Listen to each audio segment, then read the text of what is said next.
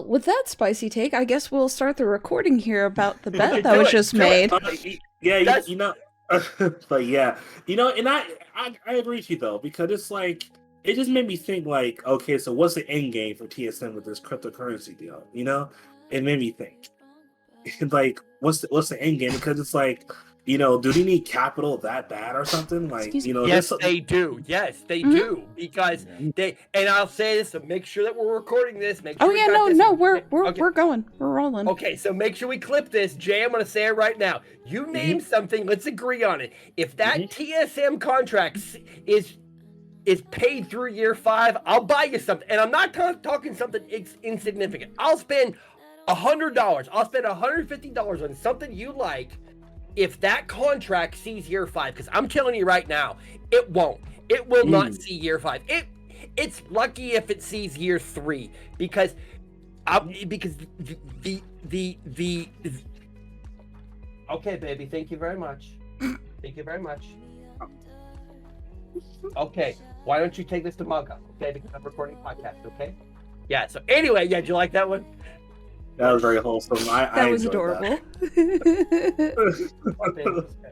Anyway, I'm going to say this right now. If that contract sees year 5 and is paid and they go into year 6 and it's still in force, I'll spend serious money with you, Jay. I'll get you something you want. You name it. Let's negotiate it right now. Because with as volatile as cryptocurrency is, with the number of exchanges that are out there, that's all fake money. TSM is gonna see it. Yeah, that's mine. Yeah. Why don't you go see? Well, I should go see Mugga, okay? No, you go see Mugga. I think this is the most wholesome start to an episode we've ever done. Yeah. For real. Go ahead, baby. I was more fascinated by the wholesomeness of this than half of Bill's rant. I know, right? She is my granddaughter. She is a fabulous human being who is not bossy. She has really good leadership skills. I Okay. feel like that point. Do I feel like that point was to me or something? Or No, No, that was- Well, Oh, someone right. was, Yeah. It's That like was- somebody was getting pointed at, but No, that was whole on me. No, but anyway, Okay. proceed. and Bill, I'll tell you exactly why I agree with you there, because with the because with SG Arena, the spiritual successor to Payday basically is like struggling on its like basically what it is, and I'll tell you how bad it's gotten. The website What? Struggling? No, I'll tell you how bad it is. The website's not even active anymore. It's not. Oh, I shit. tried it the other day, and it's like What's that payday? no, after everything kind of went down, because Justin and Aaron basically talked with these. Basically, they tried to do what TSM did today. They tried that, and it didn't work. They tried to use cryptocurrency with term administration, and it's like, and was trying to tell them it's like gamers don't give a shit about cryptocurrency. At least not now. They don't even know what it is and how it works. Yeah. They rather have in-game currency than cryptocurrency. Mhm. Because I remember I wanted to do a Fortnite tournament. And I was like, you know what? Instead of cryptocurrency, let's do fucking V-Bucks. You know what that is? Like, deal with this cryptocurrency. And the guys from Fantasy Gold, that's a cryptocurrency named FantasyGold.io. There were your generic New York Wall Street guys that always talked, like whatever you said didn't matter because they knew they felt it was right about everything. Yeah. And it's like, and it got so frustrating though because we will always have events planned, and then it's like, oh, we can't do this because the cryptocurrency wallet isn't working, or it wasn't going the way that it should have, or like things like that, right? Like malfunctioning because the programmer was this dude from India, right? Like really very talented dude, right? I really like that guy, but the time difference was kind of very jarring because we had events planned and then it's like, oh, something broken and we can't reach this guy all the way in India because it's like early in the morning his time is in the afternoon to us, and we really can't wake this guy up. do emergency fixes, right? Mm-hmm. You know, so honestly, that's why I knew that. That's why I knew that it wasn't going to work, because you have to outsource, you know, help from programming. You know, you're trying to save on costs. You know, and it's Well, like, I actually had this conversation with my husband last night, and he said there's 3 options you always have with the software. It can be fast, it can be good, or it can be cheap, and you can only take 2 of the 3. mm-hmm. Yeah. Mm-hmm. Yep. Yeah. And they went the good and cheap route. Yeah. You know. So if you want something cheap, it's like, don't be shocked when it doesn't work. Come on. You know, don't be shocked where you gotta wait 5 days to get one problem fixed. Mm-hmm. With all that said, how is everybody? This is like the first time in 3 weeks we've actually talked. Yeah, I think it's probably been longer that we've all 4 of us have been here together. Well, I know. It's a momentous episode, just saying. Well, and that's only because you're like a world famous esports. Oh, here we go again. You're like a world famous esports org. It's like, well, You're never I have a little bit. Down, Bill, are you? He will not. I'm trying to build you up, man. I'm trying. I know. I'm trying to get appreciate it. Volpine. Like, hey, you guys run good stuff. You have good people. I want you to succeed. So I'm talking you up, and I'm like, you're this like world famous esports org owner, and I'm just some idiot on Twitter, you know, saying random stuff and trying out new stuff. Like, hey, this is what I think today. Old guy, get off my lawn screaming, you know, that sort of thing. So, but it's the weird, most backhandedest compliment though, because yeah, like you want to go like, oh, thank you. Yeah. I think. You know, and speaking of complimenting insults, you know, we have to get into on the post that Willie Will had posted on Twitter the other day that you had quote tweeted, Gravy, about that streamer talking about small streamers. Oh my god. Okay. My turn for a rant. Yes, please do. Okay. So there was this whole thing because there's another female streamer who had actually brought this up, and she goes by Gothics. Her content's fucking fabulous. You know, I always get a good chortle, a good, you know, haha. But she brought up this topic before about when streamers classify themselves as being big or small, that it's actually a really shitty mindset. It's like you're a streamer, point blank and period. Mm-hmm. If you try to classify yourself between small and large, you know, whether you have a small community or a big community, you're really hurting yourself in the end. And so for me, I'm just like, no, that's a really fucking good point. And the problem is that Toast has 0 fucking tact. 0. None. And if you look at it with that mindset, he's got a point. It's like, why should he feel the entitlement to bring up other smaller streamers? He doesn't have to fucking do it. But if you look at it again, on the other side of it, it's like that kind of shows about how fucking toxic that mindset is. Like, you're trying to take what you've created, whether, you know, you have a handful of regulars or 1 or 2 people showed up, it's still fucking something. And it's still something that you should be fucking proud of. You know, and that's you. You are you. You're not fucking, I'm trying to think of a bigger streamer. You're not Tim the Tatman. You're not Dr. Disrespect. You are you. And I swear to God, if more fucking streamers would stop going, boobs are stealing my views, and just go like, this is your fucking content. If you're gonna sit here and you're gonna stream for 6-something fucking hours and you've said a whole 4 fucking words, that is a you problem. And if that's a you problem, and people would rather stare at boobs than your fucking content, oh my god. Mind boom. That's a problem. Yeah, man. Because it's very disheartening though. Because I mean, yeah, you know, it's not easy to. It's not easy to build yourself up, but it's not impossible, you know. Exactly.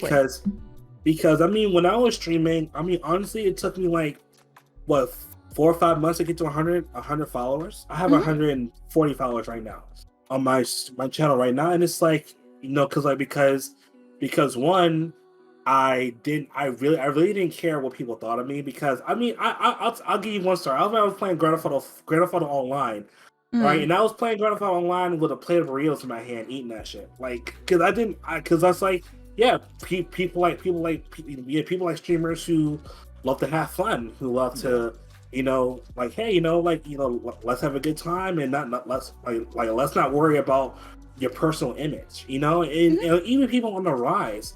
Like even watching like Gravy stream, we played Death by Daylight, and all the time she like derps stuff up. It's hilarious because she's like, "Well, I fucked up on that one." It's like it's funny because it's like, Oh, yeah, yeah. and it's like and see, and just like what Toast said, like I get like when I watched, like I got you to say, but god damn, your delivery is shit, it's dog Oh, shit. yeah. Oh yeah, and it's no, like, wholeheartedly. It's like yeah. that's the same thing of Joe Rogan when he was talking about the whole video game thing. Like so many fucking people, Jesus Christ. Oh, Joe Rogan's just an old boomer. Blah. And I'm like, but you guys don't fucking get it. Is because there are people who are literally quitting their jobs and who are spending zero investment into creating their product, into creating their brand. And it's like, some of these people, they just figure, okay, well, if I spend thousands of dollars on a setup and I press go live, that'll be fine. And I'm like, no, you're not. You have to fucking market. Oh my god. Yep. Anyway. Yeah, and I'll tell you this. One thing I've noticed is that one thing I do now, I post clips on Instagram. I post like gaming clips on Instagram. Some like to do Reddit because Reddit has a lot of eyes on it. Some people like doing Twitter. Some people like Facebook. It's like, and honestly, that's a great way to market yourself, is posting clips of yourself. Yeah. Because I remember, because Toast had made a follow-up video I saw this morning. He, because like basically said, oh, that video was taken out of context, right? He basically said, hey, well, one thing to do is like, well, you have two routes. You could be the entertaining streamer, where it's like you have gameplay, but your personality shines through your stream, or you could be the hardcore gamer that's like challenger on League of Legends, things like that. So like that's like two routes you can do. If you want to go the hardcore route, you can post your clips on Reddit or Instagram and get followers that way. So when you go live, people know who you are. Right. But if you're more the personality type of streamer, post your clips on Twitter and Facebook. Basically, hey, and get to know people. Because why do I feel like Bill has that face like I just personally attacked him with my rant? No, so there is a book out there, is written in the 60s by Anne Ryan. It's called The Virtue of Selfishness. The Virtue of Selfishness. And I invite everybody to read that, because what Toast was talking about is pretty much what this entire thing is about. Selfishness, the way we have defined it now, is as an inherently evil term, and it's not, because in the end people will take as much as you give them, and if you give them everything you have, they will take everything you have and not give you anything back. In the end, you are responsible for yourself. This sort of a thought process has kind of manifested itself in certain movements. I don't know if anybody has heard of or read or watched videos about a MGTOW. That's sort of like an offshoot of what Anne Ryan is talking about, rational self-interest. In the end, Toast has to pay his own bills. Okay, Toast has to pay his bills. Everything that he does, every event, every stream, every time he partners with anybody, any product, is meant for that. Because if he doesn't think that way and starts being this person that just does things for everybody else, he is never going to pay his bills. And it's all wonderful and good to do charity streams. I'm not saying don't, but that should not be the primary source of your content. Exactly. You are responsible for you. You have to handle your business. You have to pay your bills. You have to take care of your family. You have to do so according to your values. If you don't know what your values are, then you'll take your values from everybody else, and then you'll be subject to the whims of the mob. I don't fault Toast for saying that one bit. I think everybody overreacts because they expect Toast to give back the way that they want him to give back. Not the way that he wants to give back, but the way they want him to give back. Yeah, And you know, you go ahead. a perfect example of that is Dr. Lupo. Perfect example. Because, you know, he's honestly, I call him Saint Lupo because he does so many charity streams and he does so much philanthropy. And I remember the day where all these Black Lives Matter people was hounding him because he was like, oh, why don't you talk about this, talk about that, talk about this, right? And he tried so hard to navigate the minefield, but he had no map, right? And basically it got to a point where he kind of shut down a little bit. He made a post about it. He's like I understand that. Oh, you know, you talk about this and this, but I'm only one person. I really can't handle everything in the world, you know. And I wish a lot of people would take notice to that, you know, because look, I'm not saying that you shouldn't do good in the world, but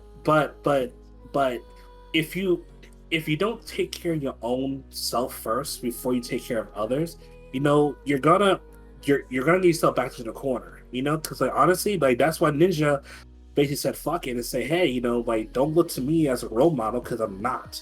You know, it's not my job to teach your kids how to be adults. You know, that's a parent's job. Yeah. And people got so upset about it. It's like, yeah, you know, because Ninja basically got tired of the bullshit.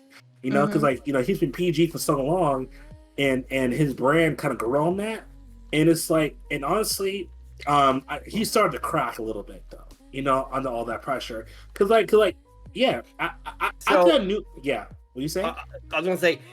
So if you look at a picture of Ninja 3 years ago and a picture of him today, oh my God, he was stressed out. Put those two pictures side by side. Put them side by side. The man has aged 10 years in the last 3, and I'm not even joking. He has literally run himself into the ground. And if he didn't have a wife that handled everything on the back end, he'd have cracked a long time ago. Exactly. He'd have cracked a long time ago. People will take from you as much as you give them. And he, for a while, he gave everything he had, and he got compensated for it. Here's the funny thing. People want to make fun of him for going to Mixer. You know how much money he got on his buyout? His entire contract, everything that he had left, he got paid out. He literally never has to do a damn thing again for the rest of his life. And his kids don't have to do anything for the rest of their lives. And people want to make fun of him for that. And what that boils down to, and this is I'm going to talk to you about Tilt, is that he has a set of values, and he has said he's now changed his box. And while he may have regretted going to Mixer, he's fine. He's 100% fine. He now does it because he loves it, not because he has to. He does it because he loves it. He plays competitive now because he loves it. I said this on this podcast a while back. If Ninja, Doc, Summit, and Dr. Lupo decided to get back into the competitive end, they would smoke everybody, but there's no money in it. There's no money in competitive gaming. There's money in the personality. There's money in the content. That's why FaZe is on the cover of Sports Illustrated. They're not a competitive org. They're an entertainment org, right? No, Well, absolutely. sorry, my brain just had a 404 error. They're on the cover of Sports Illustrated? You didn't see that? No. Absolutely. FaZe Clan is on the cover of Sports Illustrated. You have Nick Merckx and 2 others standing behind Kyler Murray and LeBron James's son. Okay. Yeah. I had to make sure there was no alcohol in this because my brain just went like, Yeah.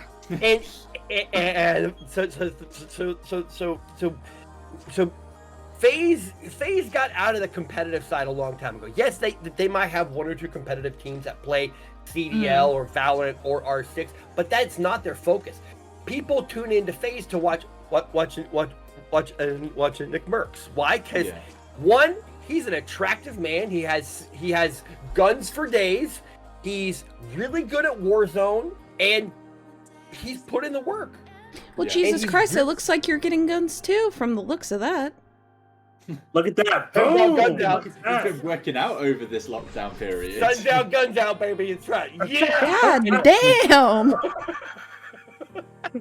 He's been working out.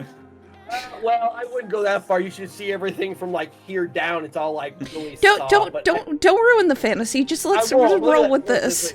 Yeah, look at that. See, like, I'm just gonna flex on stream for a bit, and y'all can post that on Twitter. He's putting that Conqueror name to good use. Got that right. Anyway. There's so many parts of this that I'm just gonna have to chop out. I'm like, okay, where the fuck was this?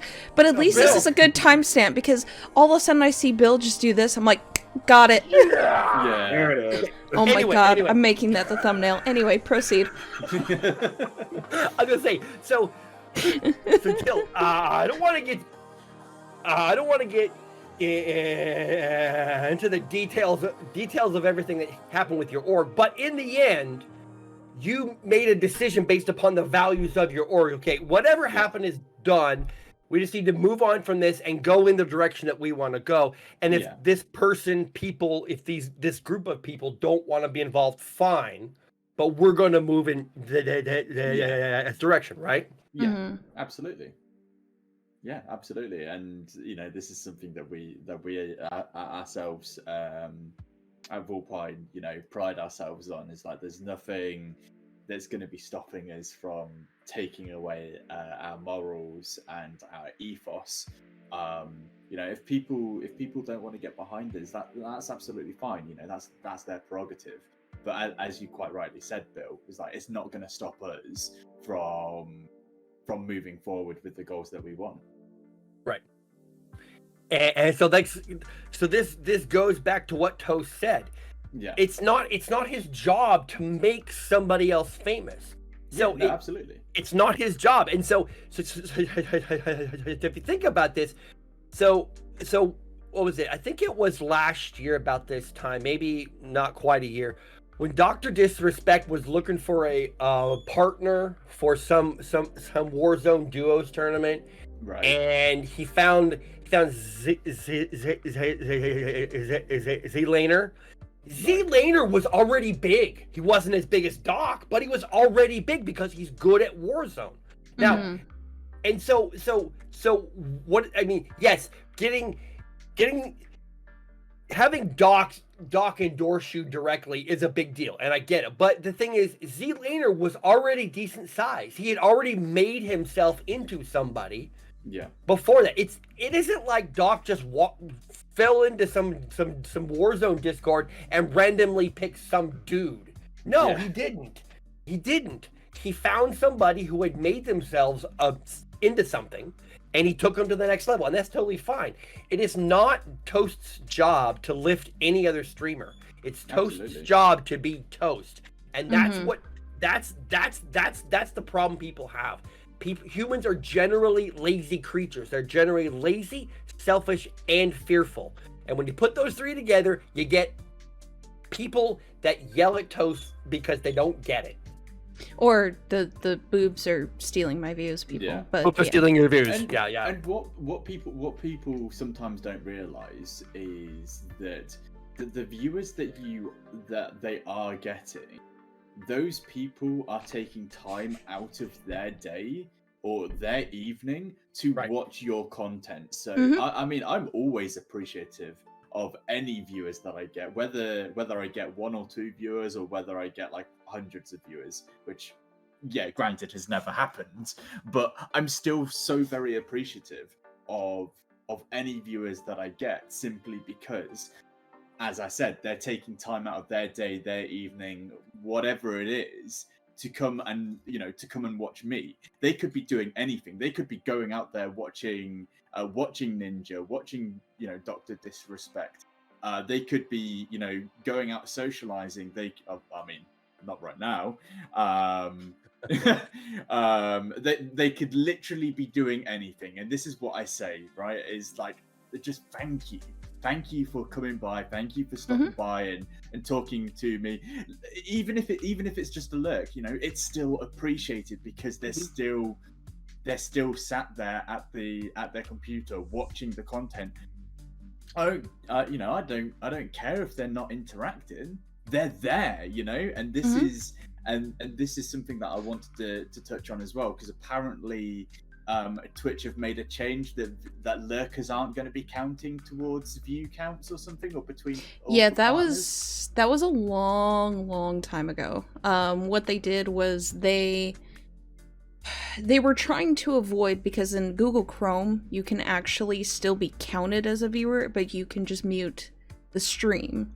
Right. So what people pretty much had to do was leave the audio running. They wanted some indicator that it was still running. Right.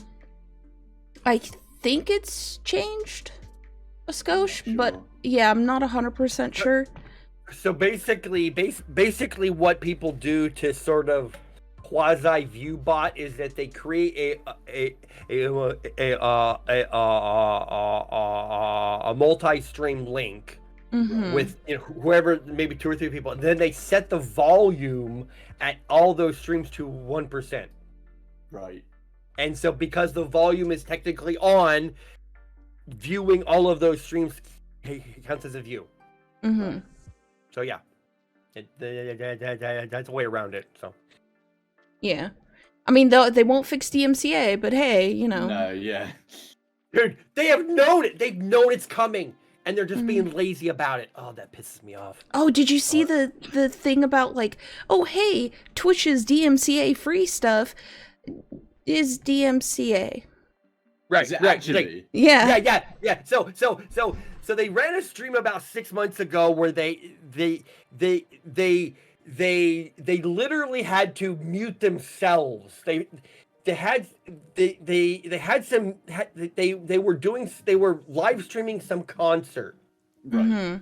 And they Metallica. literally Oh, it's Yes. Metallica, yeah. It was Metallica. They literally had to go back in the VOD and remove all the music.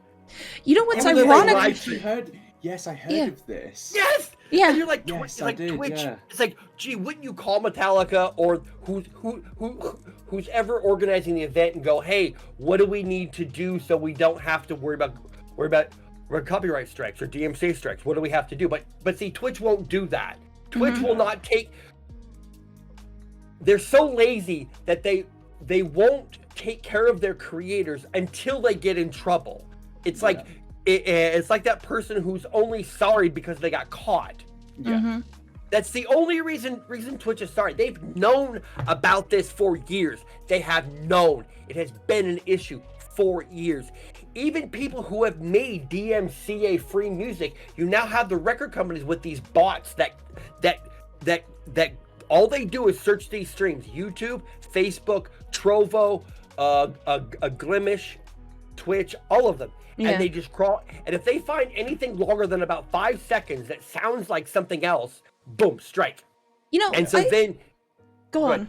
Okay. no, 'Cause go. I still have this theory that the people who got DMCA strikes, okay, because this is between affiliate and partner. I'm Yeah. 99.9% convinced that the people who got DMCA strikes are the people who put their VODs on subscriber mode. I'm 100% convinced, because my VODs, and this, I will speak now until the day that I can no longer stream, I never ever put my VODs on subscriber, because I understand a lot of the people who come into my streams, they work, something comes up, you know, whatever the case may be, and I want them to be able to enjoy that content. Yeah. Whenever any copyrighted music, and I notice this when I play Beat Saber, my VODs get muted. I have not received one strike, and of course now that I say this, I'm gonna get like 50 million emails. But no, like seriously, I have never received it. The only thing in the VOD is that it gets muted. That's it. Yeah. So now So back when I started streaming, I did not want any DMCA problems. So I found classical music, which is supposed to be in the supposed to be in the public domain. So Bach, Mozart, Beethoven, Handel, all those guys, and I would just play that on stream, and it was great because technically the copyright runs out after the artist dies, plus I think like 79 years or whatever. Right. So it should be in the public domain, but I was having the same problem. I would get portions of my stream muted. Yeah. So that's why I'm like, because even in like Twitch Facebook groups, they're all like, oh my god, I've been DMCA'd, and I'm like, okay, well, take your shit off subscriber only mode and maybe you wouldn't have this problem. Yeah. And see, that theory actually makes sense because subscriber mode means you have to pay for it, so you're profiting off of someone else's music. I like that. Okay. Yeah. I like that theory. Yeah, and we can call it a tin hat theory. I'll go down, grab some foil, and make one right now. But I mean, it makes so much sense, and so that's why I'm just like, Also, but on the positive side of it, I don't know if you guys ever catch it. It's on YouTube. The lo-fi girl, the steady girl. I've heard of it. Yeah. Okay. She just put out a tweet that her music is now DMCA free. Okay. So now you can listen to her stuff on there. Of course, verify it beforehand because some things change. Yep. Like now I have to play Doki Doki Literature Club again because apparently it's getting a remaster. Oh, nice. Okay. Yeah, I know. Damn it. I thought I was free of all this mental torment. Oh, God bless. But speaking of mental torment, so the CDL and Smash communities seem to be a bit spicy since we last convened. And I know the CDL thing is what Jay's just been like, come on, please, let me talk about this man. I have a small rant for that, though. Take it away, Jay. Take it away. Okay, so for those who may not know, CDL basically had a problem with Adderall. Basically, the worst kept secret, or the most known secret since God knows how long. And see, my issue with it is that the CDL knows it's happening. They've been knows it's happening since the CWL. And see, it kind of goes back to what Activision is doing, though, because Activision is so hell bent on making these leagues work. It gets to a point where they're literally willing to look the other way, on a lot of things. The only reason why the whole Sinatra thing turned the way it is because, I mean, honestly, with that, they can't let that one slide because that's like a huge thing. But even now, look, like we all know the Overwatch League is basically falling on its face. I mean, how you can go to Overwatch League shop, all right? Like honestly, I did myself this, right? I was able to get like 20 items at $150 worth of season 1 old Overwatch merch, right?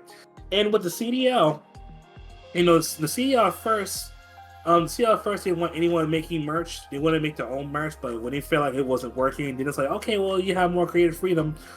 I mean, the whole franchising thing is not working. The whole franchising thing is not working as well they hoped it would, because it's just a cash grab for them. It's like, hey, if you want to play in that league, it costs you $20 million for entry. It's like which was double League of Legends, FYI. Yes, it was. And there's a reason why League of Legends is doing better than the CWL or the OWL. I mean, hell, like freaking League of Legends, like the Oceania League, kind of came back from the dead. Yeah. I mean, and where's the Oceania support for Call of Duty? The APAC region, like the APAC region isn't even represented in the CWL. It's in Challengers, and right now, Renegade, so that's an APAC team. They have been the most dominant team in that region since the whole thing started. They won almost every single event they've been in. in challengers, and it's like, you know, in with in the Overwatch contenders, that thing is so confusing. No one knows what the hell it is anymore. But the whole thing, the whole Path to Pro program is basically done. I mean, how honestly, I'd rather watch college. I'd rather watch college Overwatch than pro Overwatch. At least that's entertaining. Every time I hear Renegades, I keep thinking of Relegades because the first season they were in there, so that's why I like chuckle every time I hear Renegades. Yeah. But you know, that's a boomer joke for esports people. Oh my God, have mercy. Yeah, you know, yeah. Oh yeah, you know. So a Call of Duty pro named Zuma. You know, he's a streamer for New York Subliners. He basically said he basically went on stream the other day and basically said, I'm sick of this shit. I'm so sick and tired of the CWL basically not taking this whole thing seriously. You know, you're letting these kids take all these performance enhancing drugs for the sake of viewership. And like, you know, and he was like, well, I'm probably gonna be silenced for this, or my career's possibly ruined because people were saying that. So, oh, your career's gonna be ruined. He was like, I don't give a shit anymore. Cause it's like, I mean, yeah, and I can't blame him though, because I mean, like Call of Duty has always been a American dominated title. You know, it's always has been, and we all know how shitty Activision is. I mean, how you know, Activision Blizzard. I mean, don't get me started on Diablo because that can go down for hours about that. But it's getting to a point. It's getting to a point where people are seeing through the bullshit. People are seeing right through it. You know, and I mean, hell, man, like, and somehow they always make decisions. They make decisions that don't make sense. You know. Actually, they do, Jay. They do make sense. So there was an article by Kevin Hitt in the Esports Observer, and so for the past year at least, the state of Nevada has been trying to create an esports commission, basically along the same lines as how every state has a fighting commission where you know they certify boxers and you know basically they're trying to create a standardized set of parameters. Okay. This article came out and the bill was defeated because video game publishers paid lobbyists to fight against it. Why would video game publishers do that? Because they want control. So the minute that you start adding governmental structure to something, you're going to affect the bottom line. Activision creates products so that people will buy them and their shareholders are happy. And so that is what is going on here. Here's an interesting thought process. Okay, when Dana White bought the UFC, when Dana White and Lorenzo Fertitta bought the UFC, it was largely looked at as this blood sport, unregulated human cockfighting, right? So Dana White comes in and spends a ton of money to get the state athletic commissions to treat MMA like boxing. And look what happened. Okay? Look what happened. You have the UFC. It's been now sold to a company in China for a ton of money, and they're all rich, whatever. But what I'm saying is the publishers do not want this because it will force them to have a floor on costs.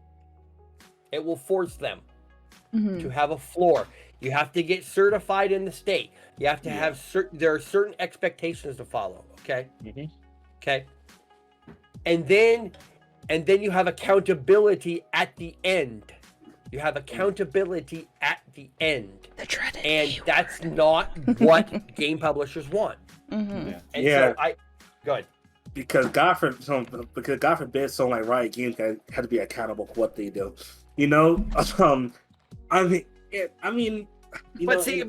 here, Jay, I would honestly take Riot right now over Activision because at least Riot will step up and say this is BS and you gotta stop. At least now you can hate Riot for how they treat their staff, for how how this stuff comes out, but at least Riot has some kind of competitive integrity. Riot has competitive integrity. Mhm. Activision, it's questionable. At best, it is questionable. Yeah, because I mean, honestly, when they re-released like World of Warcraft Classic, I was like, that's kind of disrespectful a little bit, you know? 'Cause it's like, hey, like, go buy this game you used to play back in junior high school, you know, for like what, $50? I think that's how much it was, and it's like, and it, you know, and when after like with Overwatch 2, what they want to do is like people would complain about that. So, oh, it's 5v5 now. You're getting rid of one slot in the Overwatch league and all that. You know, and I mean, I was actually, there was an article that just came out because Final Fantasy 14 retweeted it. Was they actually surpassed all the World of Warcraft titles with concurrent players and units sold. Nice. Yeah.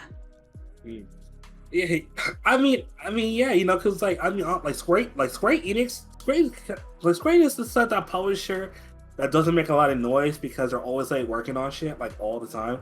Yeah. I mean, because I wish I could play Final Fantasy 14, but I need a better PC to do that. You could still play it on PS4. Heads up. I need to get one first. but we play a game Square Enix made called Outriders. They made Outriders for Xbox. Fantastic game. It's buggy as all living shit, but they're working on bugs and all that. But it's still fantastic. You know, it kind of reminds me of Final Fantasy 14 a little bit, though. You know, with the whole class setup and all that, it's pretty fun. I mean, honestly, for me, I lost faith in Activision when Heroes of the Storm got canned. Oh, you know? Same. I was like, oh, don't do this, man. It's like, you know, that was the one title that rivaled League of Legends in my humble opinion. You know? I called it League of Legends Mario Party Edition.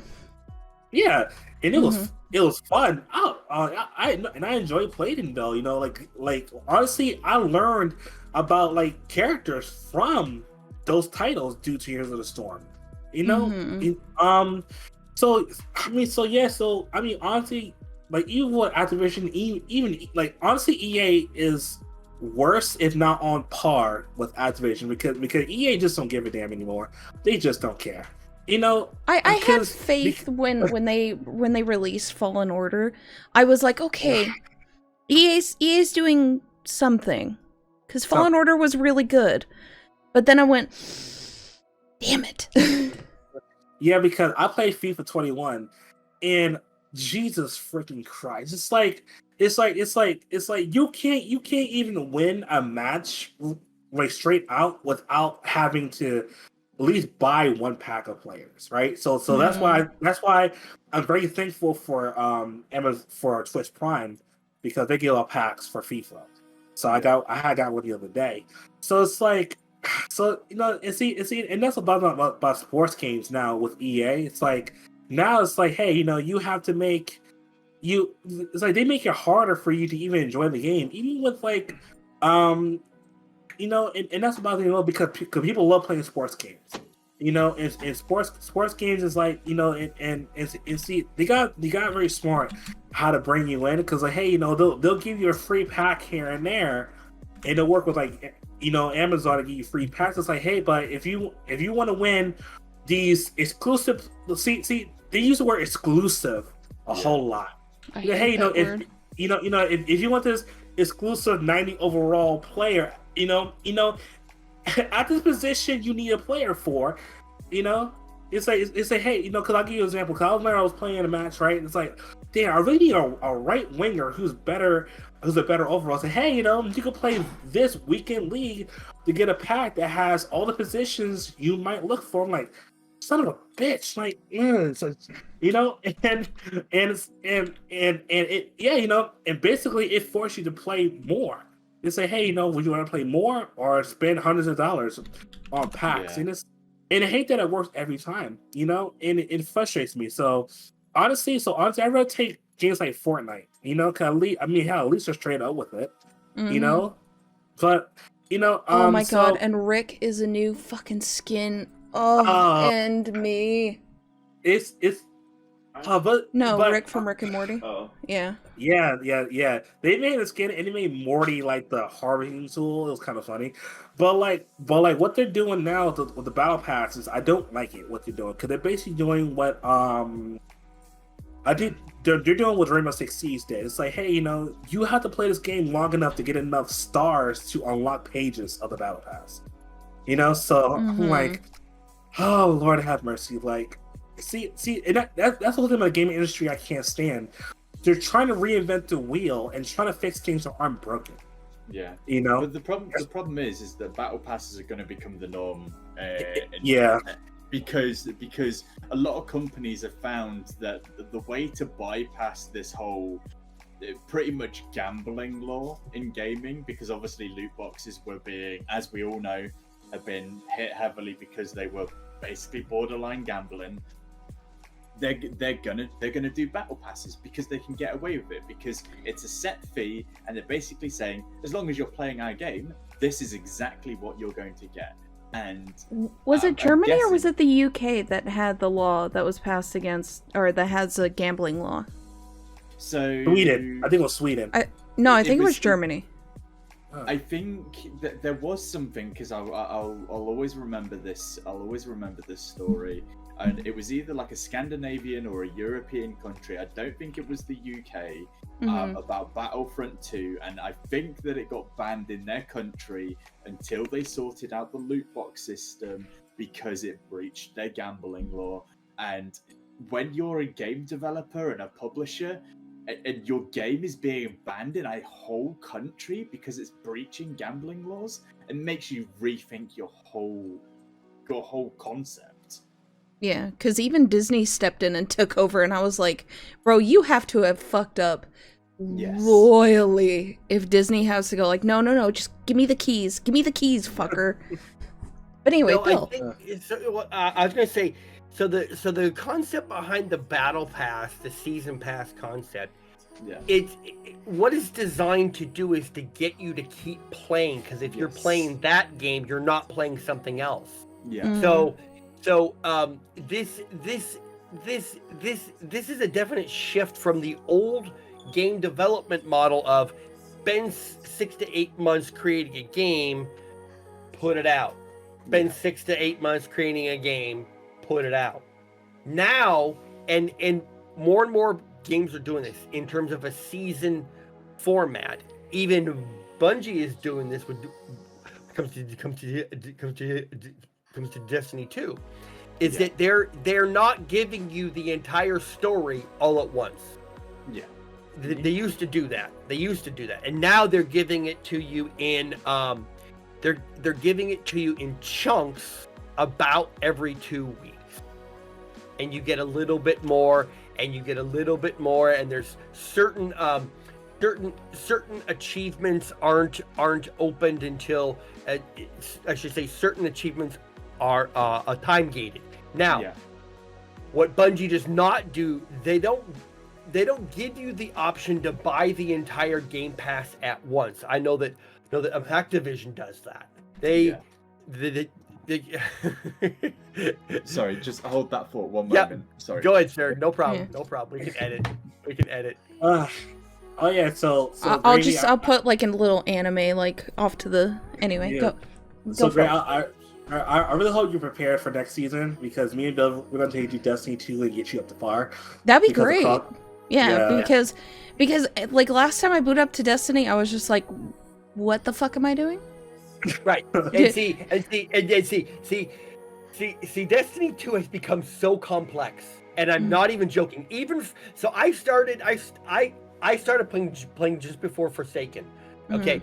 That was nowhere near as complex as it is now. You have so many activities and so many things that you can do in the game. I've only done the full story on one character because I'm just doing other things. You have the PvP aspect. Even in PvP, there's several different things you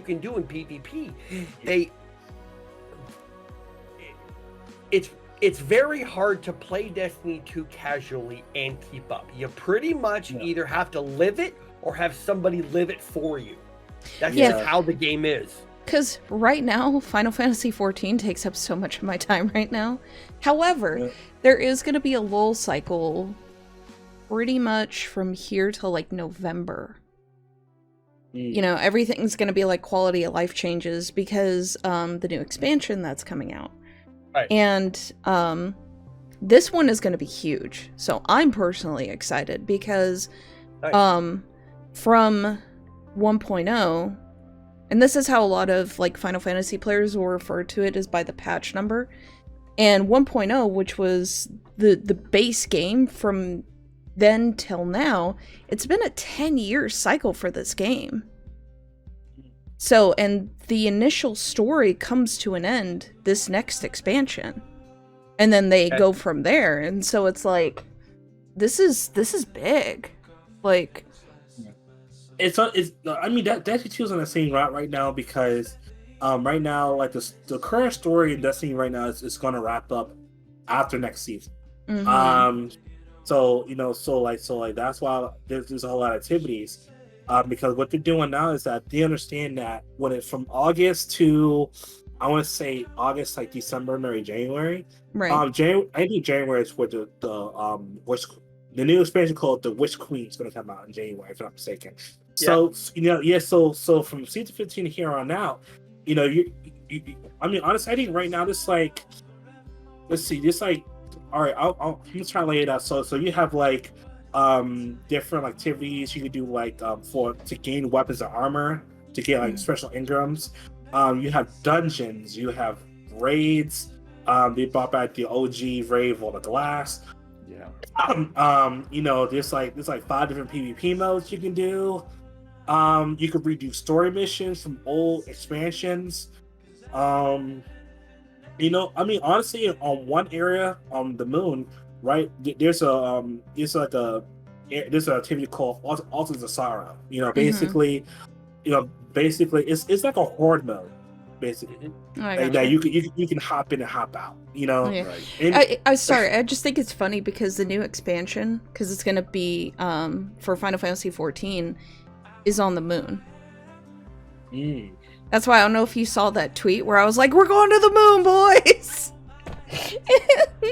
Somebody did the moon's haunted meme once that came out too, and it's fucking glorious. Like, oh my god. Yeah. And I'll tell you where that came from though, because it's some kind of weird coincidence, because every time NASA or some kind of space authority has some like article come out about a planet, so I'm going to say, hey, you know, something's going on Mars, something's going on Venus. It's like, god damn it, this is somehow Destiny related, isn't it? Right? Because of all the content, you know. So honestly, so with Destiny, if you go back to Destiny 1, you know, you compare to Destiny 2, it's so different. 'Cause I played Destiny 1 back when it first started out. So, you know, so games like Destiny 2 and Final Fantasy, I love games like that because it's like, because a lot of con was like, oh, a lot of people, they live the game, so they'll fly right through it. They fly right through content, like just all together. So people say, oh, there's nothing to do. So Bunny was like, got nothing to do? Okay, fuck you. All right, how about 20 different things you do? Have at it, right? Yeah. And well, that's like I was having this conversation with Tilt because, spoiler, I got him to play Final Fantasy XIV. So I just want to say right now, I'm sorry, Tilt, and it's been nice knowing you. True. I mean, and you know, like I was talking with him about this yesterday, where it's like the trial version of Final Fantasy XIV is over 100 hours worth of content. Yeah. Like, What? yeah, because it's the base game plus the expansion, the first expansion. Wait. So the trial version? The trial version. Yes. Yep. Holy Yes. crap. Don't get me anywhere near that game because I will binge it for like 3 days straight and be like, this is a good game. This is a good game. Why do you think some majority of my Final Fantasy streams were like almost 10 hours long? Because you can just like lose yourself in it. By the way, Bill, if you do sign up, I'm on Crystal Brunhilder. And we can play. You know, so like, that's why I gotta get a better PC, because I played like an hour of it and I was like, okay, stop time. Okay, my PC can't handle this. I need to stop. I mean, what processor and graphics card have you got? And I'll tell you this, I have a Walmart PC, because like it's probably temporary. You know, American out here. What's a Walmart PC? Yeah, you have to break it down. It's a basic run of the mill starter pack PC. Basically. So I'm just gonna flex right here again and go, yeah, I got a Ryzen 9. And you see, I don't have my PC, but goddamn scalpers are taking all the freaking graphic cards, and it pisses me off. I mean, I've got a 1070 lying around. Just saying. I bought mine as a package deal through Dell. I bought an Alienware tower, a package deal, and one of the upgrades was a 3080. It was not delayed, so I'll just like flex again. Like, yeah. Oh wait, I'm sorry. I've got a 9 with a 6700 XT. Yeah. See, okay, Oh, anyway. and mine I built myself. Yeah, let's go. Okay. You know, speaking of flexing, the new fad nowadays is celebrity boxing matches. Oh God. Lord have mercy. I did not pay to watch Logan Paul and Floyd Mayweather, but I still feel like I got ripped off. That's not boxing. That's not boxing. That's not boxing. What happened between Logan Paul and Floyd Mayweather? You could call that competitive hugging. Oh my God, competitive hugging. Yeah, I got my updates from Twitter, and I still wanted my money back. Just throwing it out there. Yeah, you know, they're in now. You know what they're doing now? They're doing TikTokers versus YouTubers today. And I found this on Twitter. Who was it? Lamar Odom is fighting somebody or fought Aaron somebody. Carter or something like that. Yeah. I don't care. I don't. It's like, ooh, let's go in front of a bunch of people and watch a washed up drug addict athlete humiliate themselves for our amusement. So as somebody who's done combat sports for 8 years, and I've trained with guys like, you know, Rampage Jackson and some guys who are still current, I wanted to just bash my head against the wall until I lost a few IQ points. Because if you look at it in the grand scheme of things, like, okay, they're drawing attention towards boxing. All right, cool. Boxing does need the attention. It's one of the lost combat arts. Now, on the flip side, it's also making it a fucking mockery. And it hurts my soul because, you know, I saw tweets of like, oh, Logan Paul beat the fuck out of Floyd Mayweather. Brr. I'm like, the man is 44 fucking years old. Floyd Mayweather, because they said, well, he's arguably the greatest. No, he's not. You have the Oscar de la Hoyas of the world. You have people who have legitimately fought good boxers and come out on top. Between Logan Paul and fucking Floyd Mayweather, they have cherry-picked every single fucking opponent they have ever had. Yep. And I'm sorry, I will die on this hill. Like, oh, but he's 50-0. They're not good boxers. The only one that Floyd Mayweather ever went up against was Manny Pacquiao. And I'm kind of convinced Pacquiao was paid more to take a dive for Mayweather's record. Because that fight happened 5 years too late. If Pacquiao and Mayweather had fought in their primes, that would have been one of the best fights in the entire history of the world ever. Hands down, yeah. But that fight didn't happen in Floyd's prime, and it didn't happen in Pacquiao's prime.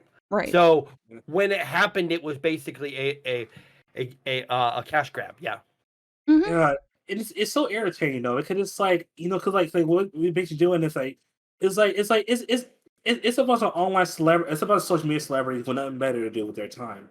Oh, you yeah. know, And it's like, and I had to start this, and I was like, you know what? It's all these social media start to do something. Just do jousting. I rather see jousting than boxing. I would much love to see jousting. Yes, would I love would to see too. jousting.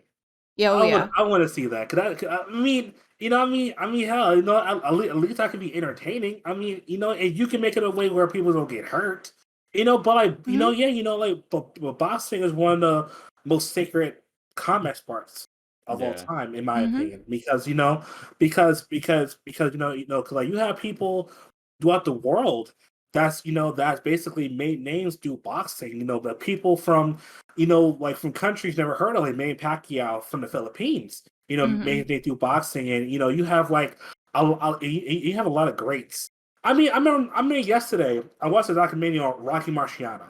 I had no idea who that guy was until I watched the documentary. Dead serious. I'm dead serious. I am dead serious. I did not know. Yeah, because even I'm like, shit, I knew who Rocky Marciano was. I didn't know. I heard his name, but I didn't know. I didn't even know much about him until I watched that documentary, and I was fucking blown away. Like, holy shit, this guy's brutal. God damn. Yeah. And so after that, I started watching a lot of documentaries on boxers. About how things were back then. Back in like the 1940s and 50s, where boxers want to die in the ring, just to win. I'm like, and I'm seeing this shit nowadays. I'm like. It's like you're showing kids that boxing isn't to be taken seriously, and it's like you're doing the fine art of boxing a huge disservice, and I mean hell, man, like to me, if it was up to me, I'd rather have like I said, I'd rather have like jousting, like I'd rather have something like that, or do something like medieval times, something like that, Actually, I'll do you one better. Have competitive jujitsu. Ooh. Yeah. So that is a very specialized sport. It's a very specialized sport. So that's one of the reasons that I like MMA is that you have style differences. You have style differences because humans want to watch other humans beat the snot out of each other with their fists, but avoiding getting pounded by having superior grappling skills is fun to watch. Watching two people, so here's the thing, watching two people grab each other for 10 minutes is not fun to watch. No. It's not. But what's fun to watch is you have a brawler and you have a jiu-jitsu guy, and how does the jiu-jitsu guy avoid getting his face pounded in, and how does the boxer avoid getting his arm torn off? That's fun to watch. That's fun to watch. Yeah, I say this, man. You know what? Instead of boxing, I mean, how just call it WWE is do wrestling matches. Fuck it, do that then. And not WWE wrestling. Wrestling, like the Olympic shit. Because I'm like, use something that's going to use a wide range of skill. And I don't want to say boxing is not a skillful art, because believe it or not, it actually is. Yeah, it is absolutely 100% is. Yeah, 100%. Yeah, not all these social media stars. I want to do. Oh, I want to box this TikToker. I want to box this YouTuber. Let's do WWE wrestling. Hell, at least that's scripted. Shit. So so I don't know if anybody remembers it. This was a while ago. There used to be a series of shows on FX where random average dudes would Average Joe. Average Joe. Yeah. No. It wasn't that. I'm fairly certain it wasn't called Average Joe. I think it was before that, where you would have random average dudes get in with each other and box, and it was fun to watch throughout the first 5 minutes until everybody got tired. There was another show, and it was actually called Bully Beatdown. And it was with some fucking dude. The only way I remember him was because he always had this like red stripe that he dyed in his hair. Yeah, I know. Mayhem Miller. That's who it is. Okay. Yeah. Sorry. Go on. Okay. Yep. But I just think that the fact that we're talking about this means humans find combat sports to be entertaining. And if you've paid $50 to watch Logan Paul and Floyd Mayweather hug each other, I'm sorry. I follow follow Chael Sonnen on YouTube. Mm-hmm. If you don't follow him on YouTube or watch his commentary videos, you have to. He has an interesting insight into combat sports. He's a very good talker, and he actually was very accomplished in his career. He fought a lot of big names. He won some championships, and he specifically says, he goes, I don't think that boxing match was fixed. I think they were. I think what was going on is that they were cooperating. There's a big difference between fix and cooperation. Big difference. Mm-hmm. And I'm not saying that, Logan Paul and Mayweather sat down across the table and, worked out a finish. No, but what I'm saying is there was probably some sort of understanding about how we're going to stretch this out to 8 rounds. Because Floyd is such a technician, even at this current age. Logan Paul is just a brute. He might have a little bit of skill, but Floyd is so much quicker and is so much more polished than Logan. He just has to wait for the right spot, take 2 or 3 good punches to Logan's chin, and he's done. Good.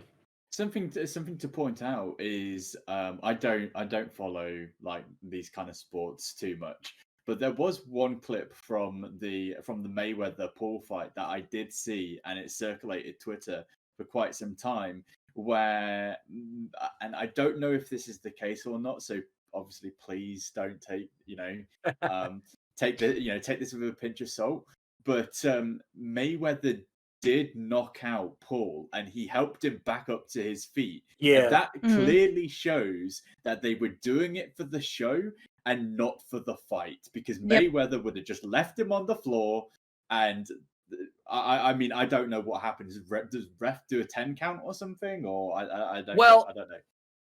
So he's supposed to do a 10 count, but they weren't keeping score, and I think all the ref was there for is just to make sure nobody poked each other in the eye or they punched him in the crotch or things like that. Yeah. Because that was some of the loosest rules you'll ever see in a quote unquote boxing match. I've seen enough highlights to just call it in a competitive hugging, because it wasn't it really wasn't a fight. So there's something in boxing, and it's in Thai boxing too. It's called the 3 points of contact. So like, even if you go to the ground and your one leg is like fully, like almost like you're kneeling, is the best way I can describe it. It's considered a knockdown. Okay. And in most competitive boxing scenarios, you only have 3 before you're officially counted out. Right. So technically the ref should have gone like, hey, he's not moving. Like, we need to stand him up, do a count.